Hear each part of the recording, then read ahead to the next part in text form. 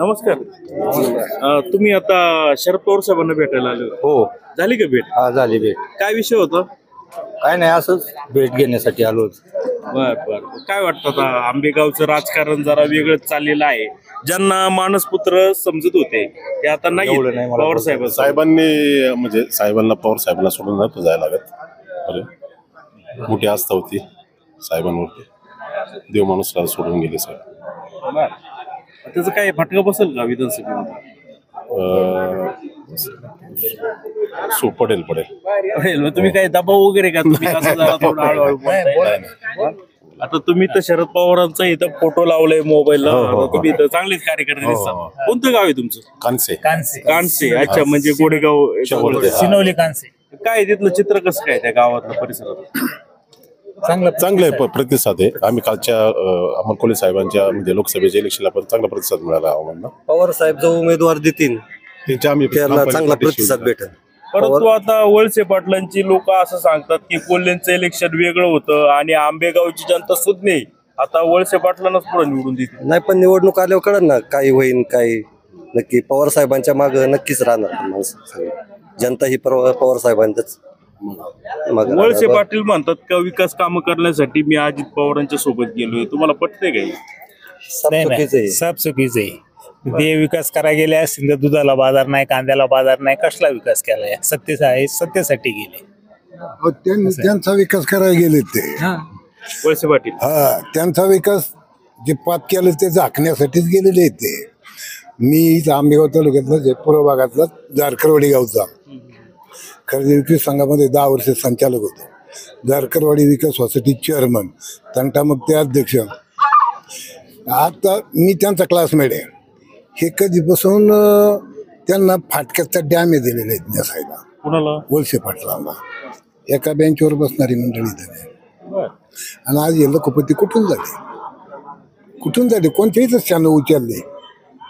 हा, आम्ही एका गावातले आहेत. मी जारकरवाडी गावचा शिव आहे आमची. यांनी सर्व खोटं करून आता एखादी पवार साहेबाकडून वेगळं झालं पण पुढे एखादी संस्था काढा ना म्हणा. इतकं काढतं पाहू मंत्री असून.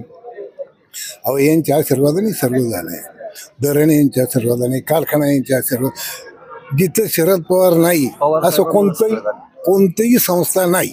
आता मी सांगतो की त्यांनी एखादी आता संस्था काढून दाखव स्वतःच्या पायावर. या तालुक्यामध्ये नवीन सहकारी संस्था, काही मोठा एखादा प्रोजेक्ट आणून दाखवा. वळसे पाटील तर म्हणतात की शरद पवार अजूनही माझ्या देवस्थानी आहे ना. हे बोलायला, लोकांची मतं घेण्यासाठी हे की सहानुभूती याला मिळवायची वळसे पाटलांना पवारांच्या नावाखाली. एवढंच कारण आहे. आता राजकारणात खोटंच बोललं जातं सर्व. आता एक नवीन मुद्दा उपस्थित केला जातोय. डिंबे धरणाचा बोगदा काढायचा आणि ते पाणी तिकडं पूर्व भागात नाही. हे फक्त आहे ना आंबेगाव इकडे शिरूर ह्या लोकांचं धुळफेक करून व आपल्यासाठी दिलीप पाटील लढतोय असं दाखवायचंय. काही नाही खालती पाणी जाणार नाही, काही नाही. फक्त हे लोकांची सहानुभूती इकडं वेगळं झाल्यावर सहानुभूती पलटली ती परत मिळवण्यासाठी केलेली एक सोडलेली पुढे. तुम्ही एवढे त्यांचे का जोडीदार आहेत, तुमचं नाम त्यांचं कसं बिनसलं? नाही, आम्हाला पटलं नाही की स्वतःसाठी पवार साहेब ज्यांनी मुलगा मानला त्याच्यावर वर टंगडी टाकली.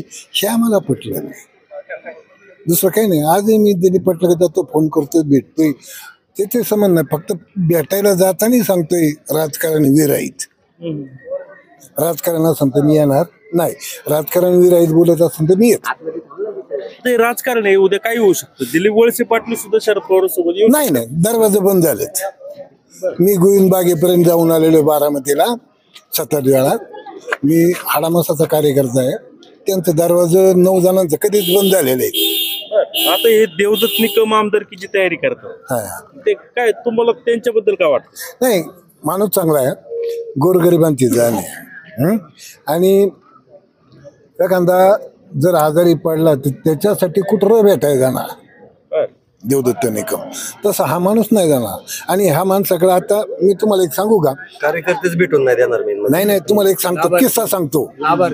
आमच्या गाव मी धनगर समाजाचा आहे. खोटेकर धनगर समाजाचा. इथं आमच्या गावचा सरपंच 10 वर्ष बिनविरोध सरपंच होता. दिलीप पाटलाचा हाडामासाचा कार्यकर्ता आणि तो कारखान्याचा भीमाशंकर सहकारी साखर कारखान्याचा फाउंडेशन मेंबर. तो आजारी पडला, भेटायला नाही गेला, त्याच्या मैत्रीला नाही गेले, दसऱ्याला नाही गेले, त्याच्या कुटुंबियाला सांत्वन पर भेटायला नाही गेले, कारण धनगर समाजाचा. आणि जो मराठा समाजाचा एक ज्ञानेश्वर संत सहकारी दूध डेअरीचा बंद डेअरीचा चेअरमन 6 महिने होता, तो आजारी पडला, भेटायला गेले, मेला मैतीला गेले, दसऱ्याला गेले, मागून भेटायला गेले, कारण तो मराठा. मी जातीवाद आहे का ना. म्हणजे तुम्ही ते तुम्ही म्हटले एकमेकांचे कपडे हो, तो शाळेतला काळ होता, तो शाळेचा काळ होता. आजचा काळ असा आहे की हे जातीवाद करतात आणि म्हणून हे आमच्या निदर्शनाला आलं म्हणून आम्ही बाजूला. आता सगळ्या संस्था पाहिल्या तर त्या वळसे पाटलांच्या ताब्यात आहेत. आता पहिला टप्पा आहे हा पहिला टप्पा येतील ना. असते असते सर्व इकडे येतील, त्या संस्था सुद्धा इकडे येतील. फक्त आपल्या त्यावर हात टाकल्यावर बोट वाजतात तशी ते एकदम घाई नाही, सर्व होणार. त्यांना आता विश्रांतीची गरज आहे, त्यांना समाज आंबेगावचा त्यांना विश्रांती देतील आरामशीर, त्याची काळजी करायची गरज नाही. विश्रांतीची गरज आहे. हा, त्यांना विश्रांती तालुका देईल. लई केलं म्हणजे तालुक्यात लई केलं. आता एखादी सहकारी संस्था त्यांनी काढावं ना, शरद पवारांच्या छायाखाली नसताना, मग म्हणता येईल तुम्ही काढल्या. आतापर्यंत कोणतीही संस्था काढायची म्हणलं का पवार साहेब सही झाल्याची संस्था मिळाली नाही. मी त्यांच्याबरोबर त्यांच्या गाडी शिवाजी डोबळे मी कुठं फिरलेले सर्व मला माहिती आहे. फक्त आता त्यांनी एखादी संस्था काढावं स्वतःच्या इमेजवर, मग सांगायचं मंत्री असून. आता काही इथं असं म्हटलं जातं की जी लोक शरद पवार गटात आहे त्यांच्यावर दबाव येतो अशी चर्चा आहे, खरं आहे काय? नाही, दबाव बिबाव काय नाही, दबाव बिबाव काय नाही. जे होणार ते सगळं पवार साहेबांच्या मार्गाने म्हणतो. आता दबावाला कोणीच म्हणत नाही, प्रत्येकाला स्वतंत्र आहे. आता दबावाखाली कोण आता राहणार कोणतं नाही. म्हणतो? प्रत्येकाला स्वतंत्र हक्क आहे प्रत्येकाला, त्यामुळे काही दबाव बिबाव काहीच नाही राहणार. ज्यांना आजवर भाग्यविधाता आंबेगावचं म्हणत होते, आता काय परिस्थिती? तेव्हा पवार साहेब होते म्हणून पवार साहेब होते त्यामुळं तेव्हा भाग्य चाललं होतं. पण आता पवार साहेब भाग्यकरांता पवार साहेब जे म्हणतील तेच चालू. आता बी तसं नाही, भाग्य करंट असं हा असं आता तालुक्यात असं म्हटलं जाईल. ठीक. आता हे आंबेगावचं जे पाणी सुजलम सुफलम झालंय टेंबेच्या धरणामुळं, कालव्यांमुळं, बांधाऱ्यांमुळं, 65 बांधाऱ्याचा विषय आहे. कालचे आमदार विरोध करतात, त्यामुळं मला तिथे लढावं लागतं असं वळसे पाटील सांगतात. तुम्हाला हे पटतंय का? काही असं 65 बांधारे प्रॉब्लेम येऊ शकतो का समजा वेगळा आमदार झाला तर? नाही काय आता एवढ्या वर्ष यांच्याकडून झालं, आता काय होणार आहे आता? मग नवीन आले तर त्यांनी निदान होईल ना.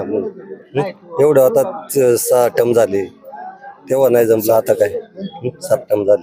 तर आता पहिल्यांदा असं घडलं का आंबेगावची लोक विधानसभेला वळसे पाटील आणि खासदारकीला आढळराव यांना निवडून द्यायची. आता असं का झालं? आता दोघं एकत्र असतं रवी. आता पवार साहेबांना सोडून गेल्यामुळे हे सगळं असं झालेलं, बाकी काही. बर, पवार साहेबांना सोडल्यामुळेच. पुढं आता हे निकमांचं काय? पवार साहेब जो उमेदवार देतील, निकम साहेब देऊ, कोणी देऊ, आम्ही त्यांच्या मागे उभे राहणार. पवार साहेबांना जो देतील तर